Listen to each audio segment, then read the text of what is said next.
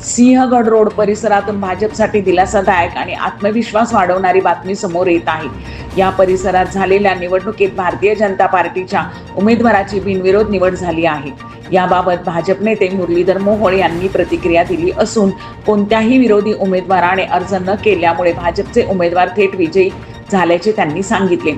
मोहोळ म्हणाले की ही भाजपवरील जनतेचा वाढता विश्वास आणि पक्षाची मजबूत संघटनात्मक ताकद दर्शवते। स्थानिक पातळीवरील राबवलेली विकास कामे, नागरिकांशी असलेला थेट संवाद आणि कार्यकर्त्यांची मेहनत याचेच हे फलित असल्याचे त्यांनी स्पष्ट केले। आगामी काळातही सिंहगड रोड परिसराच्या सर्वांगीण विकासाला प्राधान्य दिले जाईल असे आश्वासनही त्यांनी दिले आहे। या बिनविरोध निवडीमुळे भाजप कार्यकर्त्यांमध्ये उत्साहाचे वातावरण असून परिसरात समाधान व्यक्त केले जात आहे। एकूणच ही निवडणूक भाजपसाठी आत्मविश्वास वाढवणारी ठरली असल्याचे मत मुरलीधर मोहोळ यांनी व्यक्त केले आहे।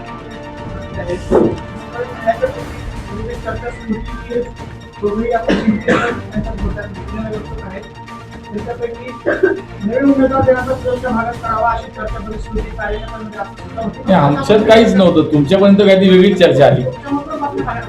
आमच्याकडे अशी कुठलीही चर्चा नव्हती। पहिल्या यादीत अंतिम यादी झाली तर पहिल्या यादीत ती नावं कन्फर्म झाली, त्यातली ही नावं होती। त्यामुळे नवीन प्रयोग करणं किंवा या नगरसेवकांना उमेदवार न देणं असा कुठलाही विचार किंवा कुठली चर्चा सुद्धा आमच्या इथं झाली नाही।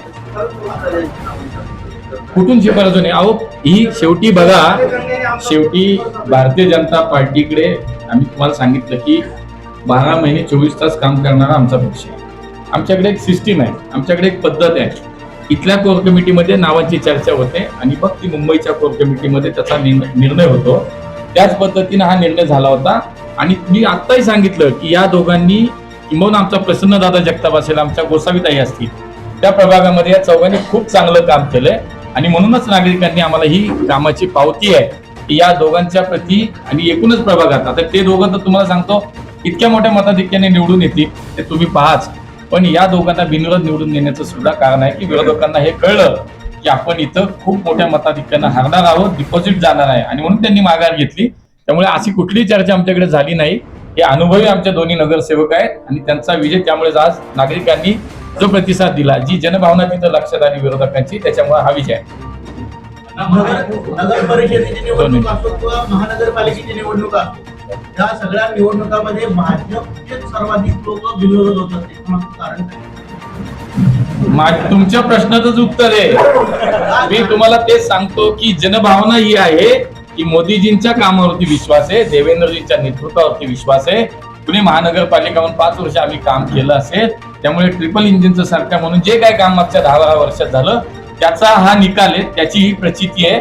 आणि त्यामुळे तुम्हाला देशभरात नाही राज्यभरात तुम्हाला कुठेही जा असंच उदाहरण काय मिळणार आहे, तर विरोधकांना उभे राहायची ताकदच नाही तिथे आता।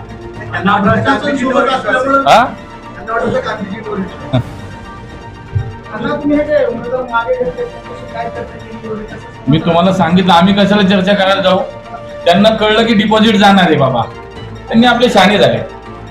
काय गडबड झाली, काय जादू झाली?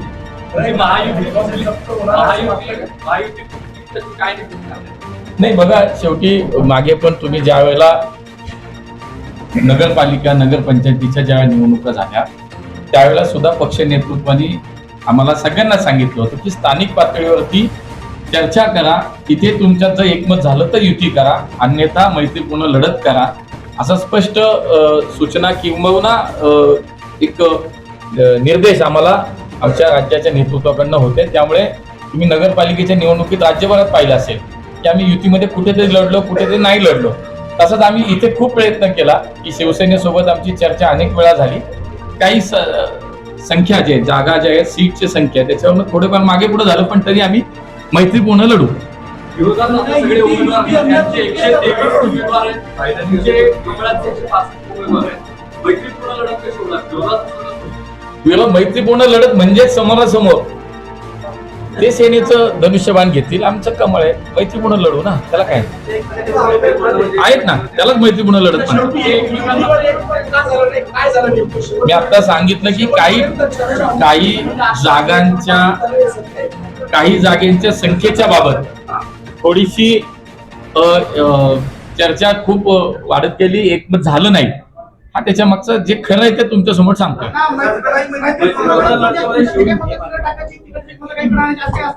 आपले आपले विचार घेऊन आपली आपली संघटनेच्या नेत्याच्या नेतृत्वाखाली ज्यांनी त्यांनी आपली निवडणूक लढलं. स्थानिक स्वराज्य संस्थेच्या निवडणुकीत बऱ्याच वेळा असं होतं. चला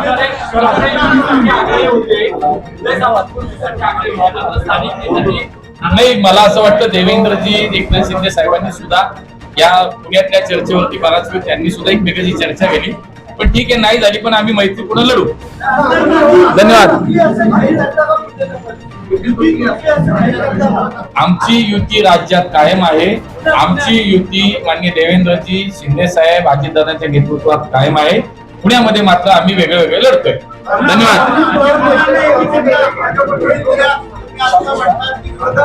अरे किती एकच माणसाला प्रश्न. उमेदवार पळवून आणले म्हणतात, पण तुम्ही बाहेरचे 25-30 लोकांना प्रवेश दिलेला आहे, तुम्ही पळवून आणले. मी तुम्हाला सांगितलं की माननीय मोदीजींच्या विचारावर देवेंद्रजींच्या नेतृत्वावरती या देशातील वेगवेगळ्या म्हणजे राज्यात म्हणूया आपण की वेगवेगळ्या पक्षातील लोक त्यांच्या विचारावरती कामावरती विश्वास ठेवून येत आहेत. त्यांना सगळ्यांना संधी. आमचे नाना सगळ्यात चांगलं उदाहरण. आता तुमचं सगळं खोटं ठरतंय बघा. आमचे नाना पक्षात प्रवेश दिला पण निवडणूक नाही लढत आहेत. आप नाही मागे घेतला आणि ऐका गळ्यात कमळाची पफळं दे, लक्षात घ्या. त्यामुळे भारतीय जनता पार्टी सोबत काम करायचं, त्या विचारांवरती काम करायचं, हिंदुत्वाच्या विचारावर काम करायचं, विकासावर काम करायचं, म्हणून आमच्याकडे लोक येतात.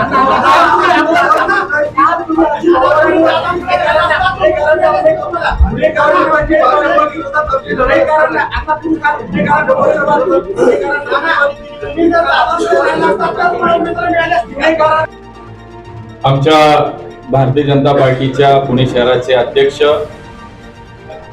धीरजजी घाटे, आमदार भीमरावनाथ तापकीर, विकास नाना दांगड, दीपकजी नागपुरे, आमचे दोन्ही विजयी उमेदवार नगरसेवक श्रीकांतजी जगताप, मंजुषाताई नागपुरे, मी या दोघांचं सर्वप्रथम मनापासून अभिनंदन करतो आणि पुणेकरांना धन्यवाद देतो. धन्यवाद यासाठी देतो की पुणेकरांनी जो विश्वास वारंवार भारतीय जनता पार्टीवरती व्यक्त केला आणि याही निवडणुकीमध्ये जसं काल मी म्हणालो की पुण्याचा यावेळीचा महापौर सुद्धा हा भारतीय जनता पार्टीचाच होणार आहे, त्याची मुहूर्तमेढ आज रोवली गेली आणि पुणेकरांचं जनमत, त्याचा कौल, जनाधार हा भारतीय जनता पार्टी बरोबर असल्याचा एक साक्षात्कार म्हणूया किंबहुना एक जाणीव आमच्या विरोधकांना झाली. आणि शिवसेना उद्धव बाळासाहेब ठाकरे हा पक्ष आणि राष्ट्रवादी काँग्रेस पार्टी या दोन्ही पक्षांच्या उमेदवारांनी जनतेचा कौल लक्षात घेऊन जनतेचा एकूण भारतीय जनता पार्टीच्या प्रति विश्वास जो दिसतोय तो पाहून माघार घेतली आणि म्हणून आमचे 2 नगरसेवक बिनविरोध निवडून आले आणि आता राहिले फक्त 123 राहिले. त्यामुळे आम्ही जो संकल्प केलाय की पुणेकरांच्या विश्वासावरती पुणेकर आमच्या सोबत कायम राहिलेत आणि आम्ही जे काही काम केलं असेल, मागच्या 5 वर्ष भारतीय जनता पार्टी महानगरपालिकेमध्ये सत्तेत होती आणि मागच्या 11 वर्ष माननीय मोदीजींच्या नेतृत्वाखाली आणि राज्याच्या मुख्यमंत्री देवेंद्रजींच्या नेतृत्वाखाली जे योगदान या दोन्ही सरकारचं पुण्यासाठीच आहे हे पुणेकर जाणतात, हे पुणेकर ओळखतात आणि पुणेकर ते रोज अनुभवतात. आणि म्हणूनच भारतीय जनता पार्टीच्या प्रती जी काही जनभावना मला असं वाटतं या ठिकाणी दिसून येते. त्यामुळे उमेदवार गोळा करून आणलेले जे काही गोळा करून आणलेले उमेदवार होते, शेवटी त्यांच्या लक्षात आलं इथं काय आपली डाळ शिजणार नाही आणि म्हणून याच पुणेकरांच्या विश्वासावरती पुणेकर हे आमच्या सोबत राहणारे हे जेव्हा ओळखलं जाते तेव्हा माघार ही निश्चित होतीये. आणि म्हणून कुठल्याही पद्धतीचं कुठल्याही कोणाशी फोन नाही करणं, कोणाशी बोललं नाही, कोणाला विनंती न करता आपला पराभव निश्चित आहे हे जेव्हा या माननीय उद्धव बाळासाहेब ठाकरे शिवसेना पक्षाला आणि राष्ट्रवादी काँग्रेस पार्टीला हे लक्षात आलं की आपला पराभव मात्र निश्चित आहे आणि म्हणून भारतीय जनता पार्टीचा विजय हा आज झालाय. आमच्या मंजुषाताई आणि आमचे श्रीकांतजी जगताप हे गेले अनेक वर्ष त्या भागाचं प्रतिनिधित्व करतात. दोघेही जुने नगरसेवक म्हणून, अनुभवी नगरसेवक म्हणून त्या भागात काम करतात. जनतेला निश्चितपणे हे माहिती होतं की ही माणसं समाजाच्या सुखदुःखात उभी राहतात.